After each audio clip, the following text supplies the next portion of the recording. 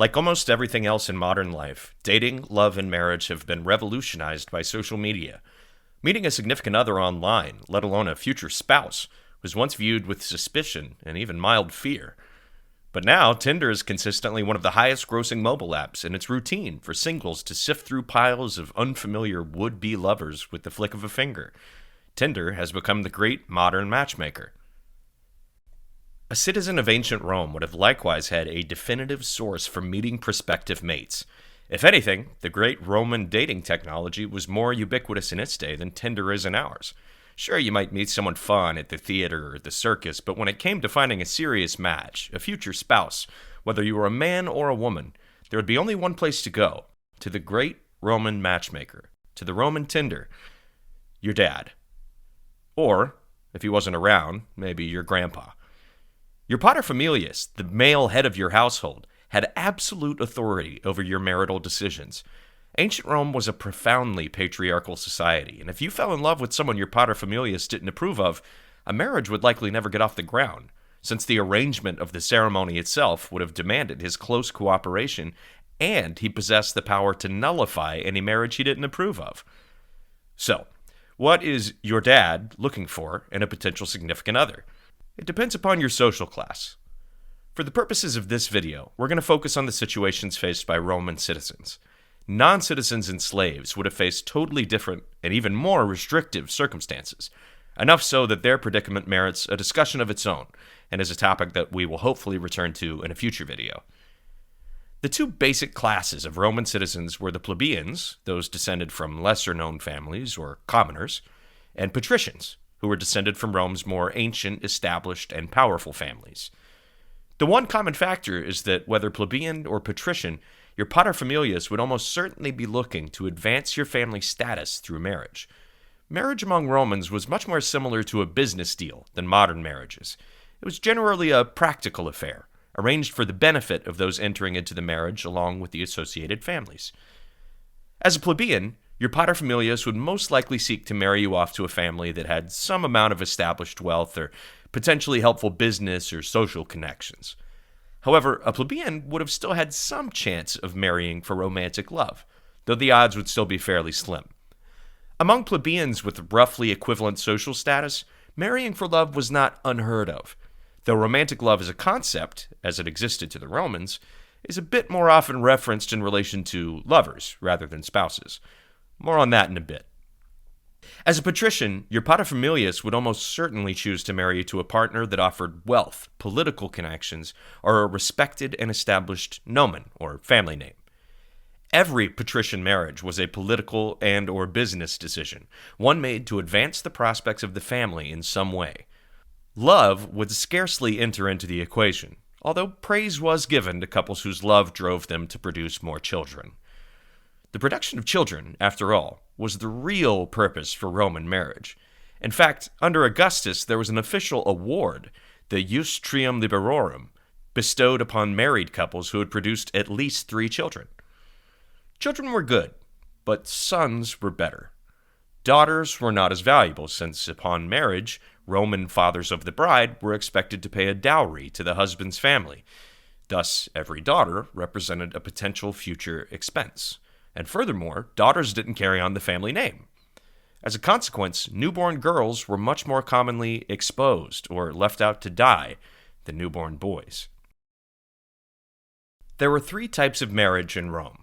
Coemption, the most traditional form of marriage, and the form most often practiced by plebeians, which roughly equated to the bride's family selling her to the groom's family. Usus, a kind of common law marriage between 2 people in long-term cohabitation, and confuriatio, the more elaborate form of wedding favored by patricians, which involved the sharing of a traditional loaf of bread in a manner not dissimilar to a modern wedding cake. Both bride and groom wore white robes, handmade by the bride, and the wife would usually wear a traditional saffron-colored veil. Wedding attendees would dress identically to confuse evil spirits and distract them from the couple who was about to be wed. At the end of the ceremony, the husband staged a mock abduction of his wife. It was considered immodest and impious for a woman to go too willingly into the arms of a man, so, in a romantic flourish, she would feign resistance as the groom dragged her to his home. The Roman attitude toward marriage, especially among patricians, is somewhat alien to modern Western sensibilities, where we're told that love is all you need, love conquers all, and love means never having to say you're sorry. Romantic love, as distinguished from sexual love or desire, is seemingly the only acceptable basis for a modern marriage. The Romans understood romantic love. It wasn't a foreign concept. They just didn't associate it as closely with marriage. Love was a fickle, flighty thing, a product of the senses and the emotions, whereas marriage was about stability, predictability, and rationality. That said, there's no doubt that some Roman couples, even those produced by arranged marriages, came to love each other deeply. In the late 1st century A.D., Pliny the Younger wrote in a letter of a mutual friend, "Our friend Macrinus has suffered a heavy blow. He's lost his wife, a woman of exemplary character. He was married to this woman for 39 years without quarrel or offense. This woman treated her husband with the greatest respect and indeed deserved the same in return. So many and so great were the virtues that she exemplified in every stage of her life. Indeed, Macrinus has one great solace in that he had had such a good thing for so long. However, I am sure for the same reason he hurts even more because of the knowledge of what he has lost." Though Pliny's description of Macrinus is deeply moving, even today, such an expression of romantic love for a spouse remains exceptional by Roman standards. So, if not your spouse, who would you love? Your lover. Extramarital affairs were entirely common in ancient Rome. It was expected that men would have affairs. The Roman models for marriage were the dii consentes, 6 pairs of gods and goddesses, like Jupiter and Juno and Mars and Venus, who embodied the ideal dynamic between married Roman men and women. The gods, of course, cheated with impunity. The goddesses were expected to suffer their husbands' affairs with patience and fidelity. Thus, Roman men, too, were expected to take lovers. A reasonable amount of philandering was viewed more as a harmless bad habit than as a marriage-shattering trespass. Men could take women, men, or boys as lovers, so long as they were discreet, chose their lover from among the lower classes, and didn't do any of the bad things. More on the bad things in a bit. It is often these lovers to whom romantic Roman literature is dedicated. Among Roman writers, there are a few more associated with the concept of romantic love than Catullus.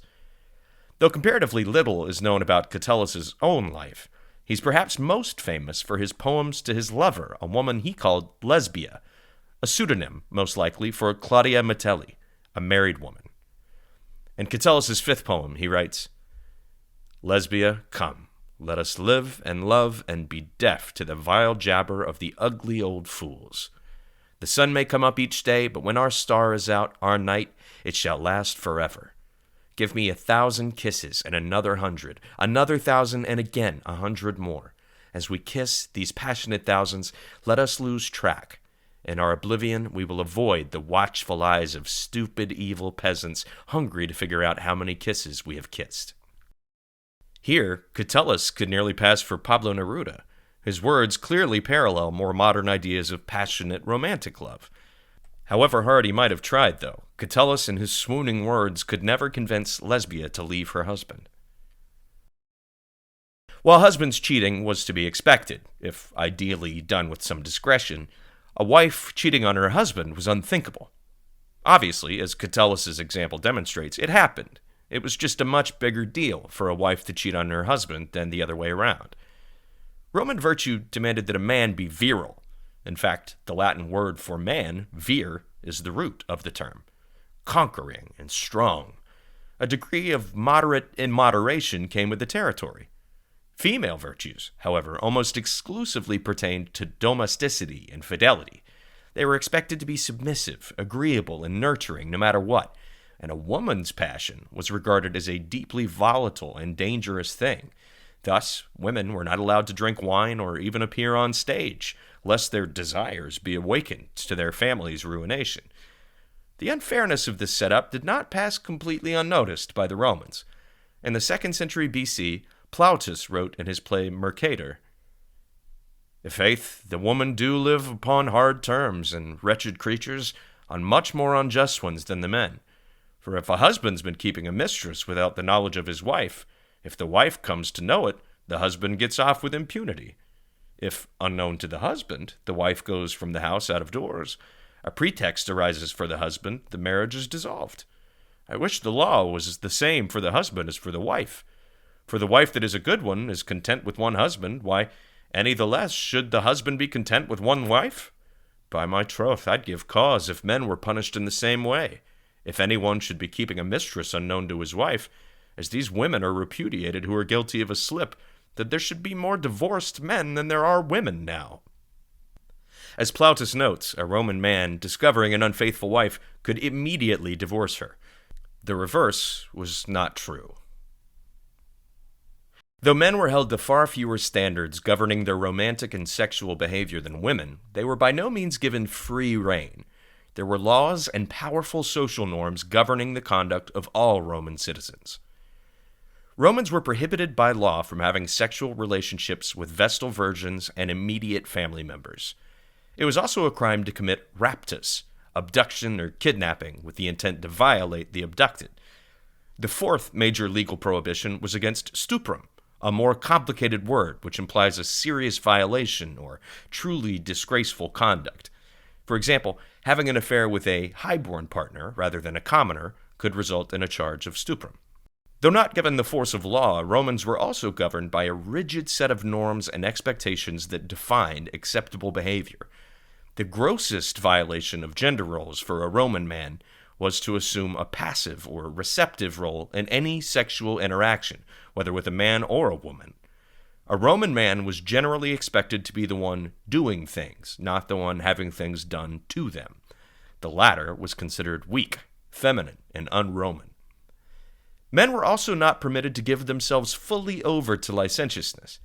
Both men and women were expected to display pudictia, or restraint, though obviously the burden of restraint fell far more heavily on women.